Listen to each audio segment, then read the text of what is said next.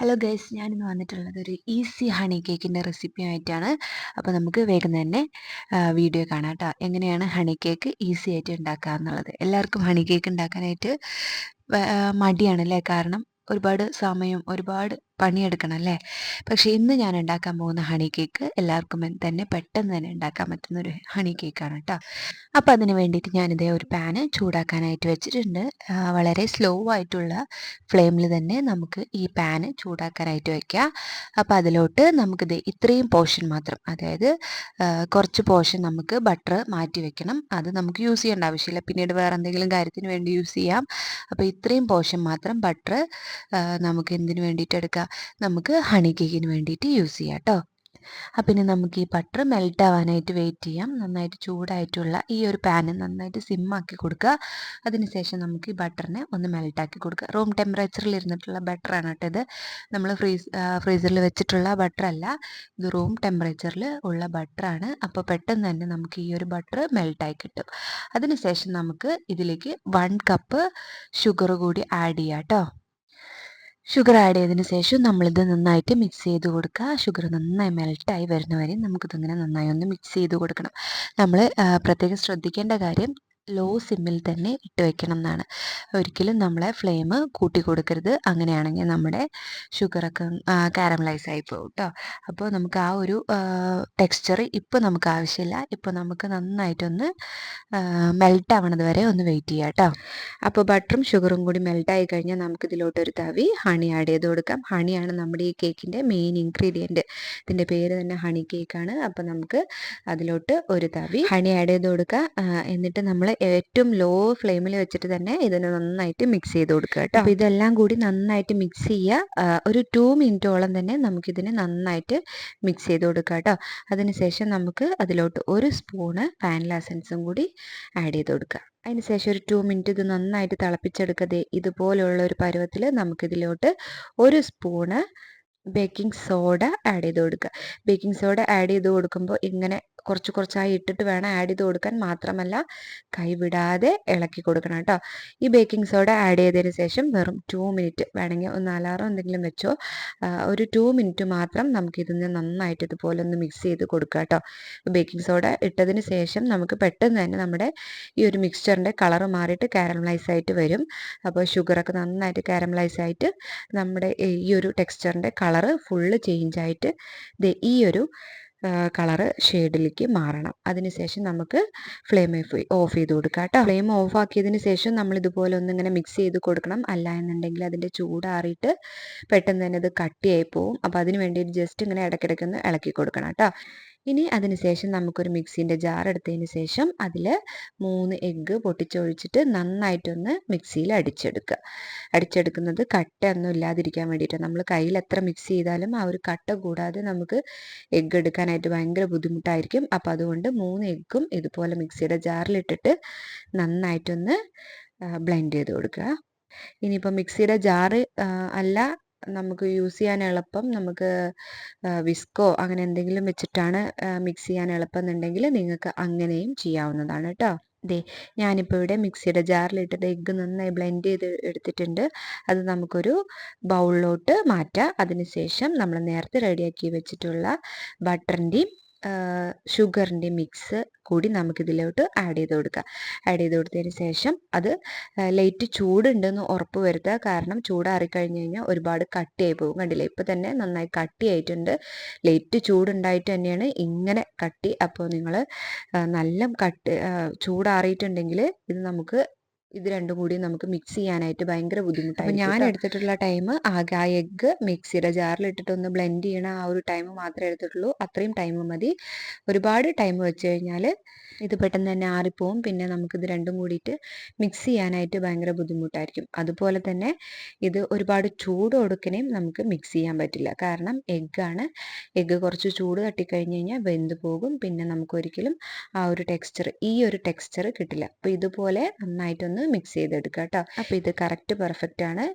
ഇനി നമുക്കിതിലോട്ട് മൈദ ആഡ് ചെയ്ത് കൊടുക്കാം. ഞാനിവിടെ 3.5 കപ്പാണ് മൈദ എടുത്തിട്ടുള്ളത്. ഈ ഒരു മിക്സിന് 3.5 കപ്പ് മൈദയാണ് കറക്റ്റ് അളവ് കേട്ടോ. ആദ്യം നമുക്ക് 1 കപ്പ് മൈദ ഇട്ട് കൊടുത്തതിന് ശേഷം നന്നായിട്ട് മിക്സ് ചെയ്യുക. പിന്നെ അത് നന്നായി മിക്സ് ചെയ്ത് വന്നതിന് ശേഷം മാത്രമേ നമുക്ക് അടുത്ത ഓരോ കപ്പുകളായിട്ട് ഇട്ട് കൊടുക്കാൻ പാടുള്ളൂ. ഒരുമിച്ച് ഇട്ട് കൊടുത്തു കഴിഞ്ഞാൽ നമുക്ക് ഒരിക്കലും നന്നായിട്ട് ഇതിനെ മിക്സായി കിട്ടില്ല. പിന്നെ കട്ട കുത്തിപ്പോവും ട്ടോ.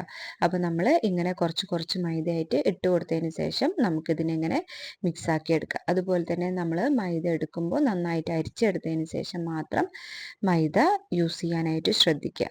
ഇല്ലെങ്കിൽ നമുക്ക് ഇതുപോലെ പെർഫെക്റ്റ് ആയിട്ട് കിട്ടില്ല, പകരം കട്ട കുത്തിപ്പോവും ട്ടോ.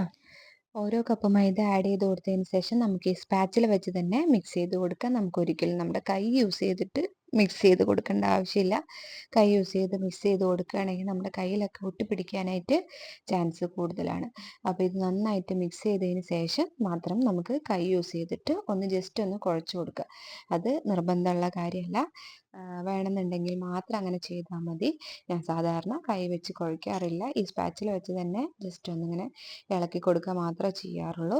അതിൻ്റെ ആവശ്യം മാത്രമേ ഉള്ളൂ കേട്ടോ. ഇതിന് നമ്മൾ ജസ്റ്റ് ചപ്പാത്തിക്ക് കുഴയ്ക്കുക അല്ലെങ്കിൽ പത്തിരിക്കൊക്കെ കുഴയ്ക്കുന്ന പോലെ നന്നായിട്ട് കുഴച്ച് എടുക്കേണ്ട ആവശ്യമൊന്നുമില്ല കേട്ടോ. ഇതിന് നമ്മൾ ഓരോ കപ്പായിട്ട് ഇങ്ങനെ ജസ്റ്റ് ആഡ് ചെയ്ത് കൊടുക്കുമ്പോൾ നമുക്ക് ആ ഒരു കറക്റ്റ് ടെക്സ്ചർ കിട്ടിക്കോളൂ കേട്ടോ. അതുപോലെ തന്നെ ഞാനിപ്പോൾ കുറച്ചും കൂടി മൈദ ഇട്ടിട്ടുള്ളത് കറക്റ്റ് 3.5 കപ്പ് തന്നെയാണ്. കാരണം നേരത്തെ 1 കപ്പിൻ്റെ പകുതി മാത്രമാണ് ഞാൻ ഇട്ടിട്ടുണ്ടായിരുന്നുള്ളൂ കേട്ടോ. അതുകൊണ്ടാണ് എഗെയിൻ നിങ്ങൾക്കിത് കാണാൻ പറ്റുന്നത്. ഇത് നമുക്കിതൊരു ക്ലീൻ റാപ്പ് വെച്ചിട്ട് ജസ്റ്റ് ഒന്ന് കവർ ചെയ്ത് കൊടുത്തതിന് ശേഷം ഒരു 15 മിനിറ്റ് ഫ്രിഡ്ജിൽ നമുക്ക് കീപ്പ് ചെയ്ത് വെക്കാം. ഒരു 15 മിനിറ്റ് ഫ്രിഡ്ജിൽ നമുക്ക് കീപ്പ് ചെയ്ത് കഴിഞ്ഞാൽ നമ്മുടെ ഈ ഡോ കയ്യിൽ ഒട്ടാതെ കിട്ടും കേട്ടോ. നമ്മൾ ഇനി ഇത് പരത്തിയെടുക്കുമ്പോൾ നമ്മുടെ കയ്യിലൊക്കെ ഒന്ന് ഒട്ടിപ്പിടിക്കാതിരിക്കാൻ വേണ്ടിയിട്ടാണ് നമ്മളിങ്ങനെ ഈ ഒരു 15 മിനിറ്റ് ഫ്രിഡ്ജിൽ റെസ്റ്റ് ചെയ്യാനായിട്ട് വെക്കുന്നത്.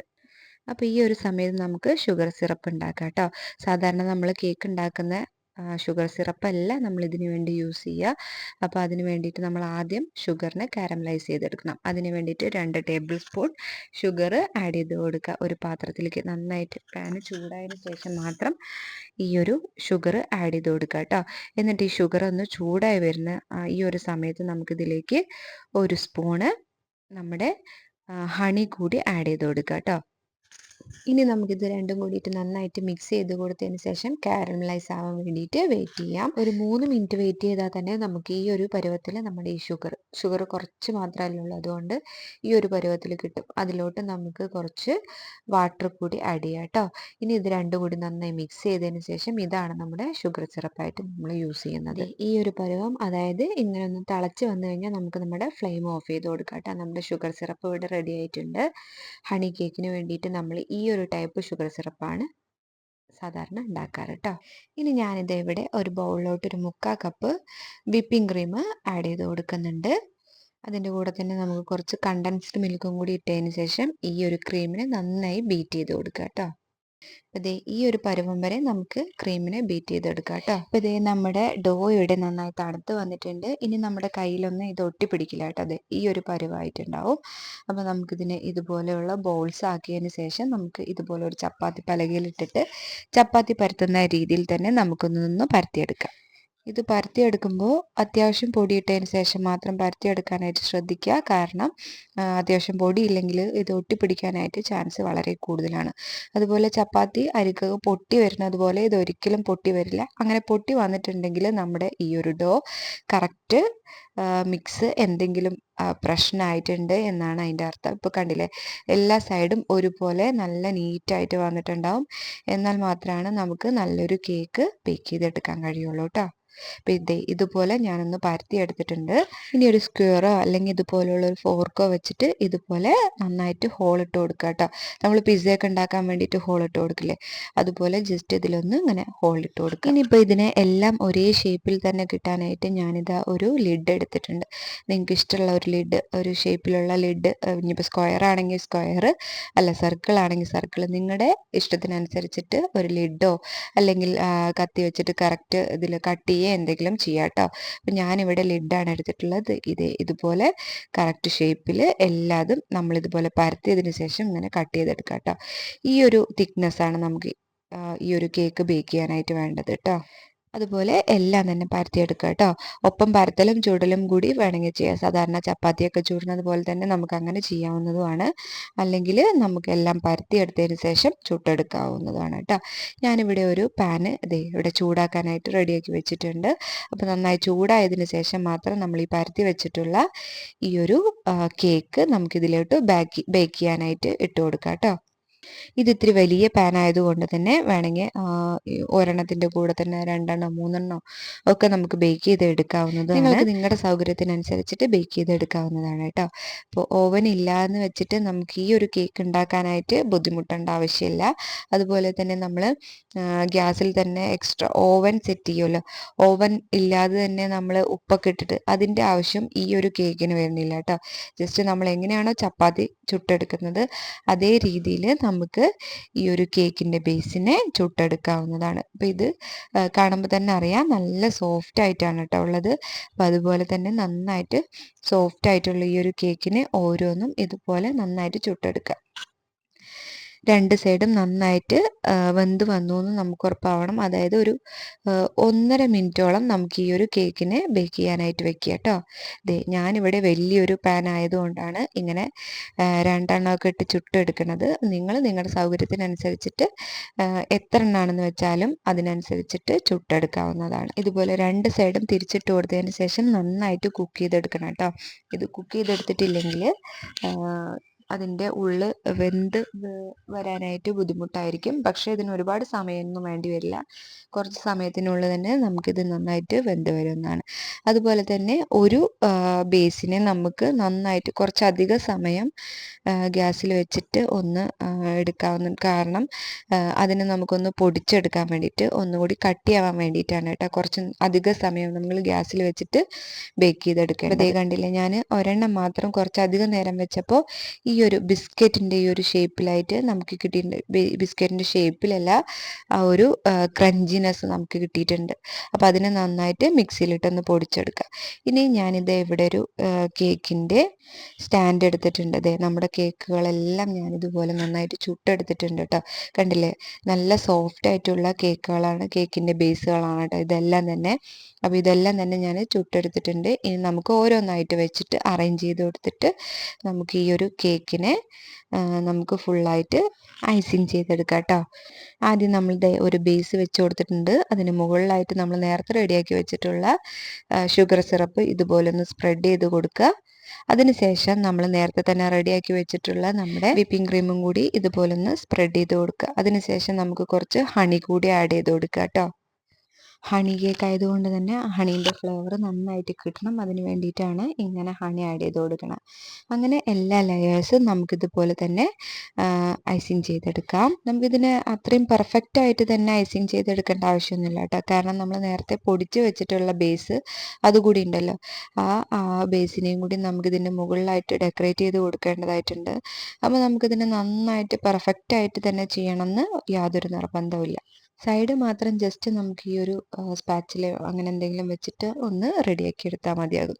ഇനി നമുക്കിതിൻ്റെ മുകളിലായിട്ട് നമ്മൾ നേരത്തെ റെഡിയാക്കി വെച്ചിട്ടുള്ള ആ ഒരു മിക്സ്ചർ അതുകൂടി ഇട്ട് കൊടുത്തതിന് ശേഷം നമുക്കൊന്ന് ഇതിനൊന്ന് ഡെക്കറേറ്റ് ചെയ്ത് കൊടുക്കാം.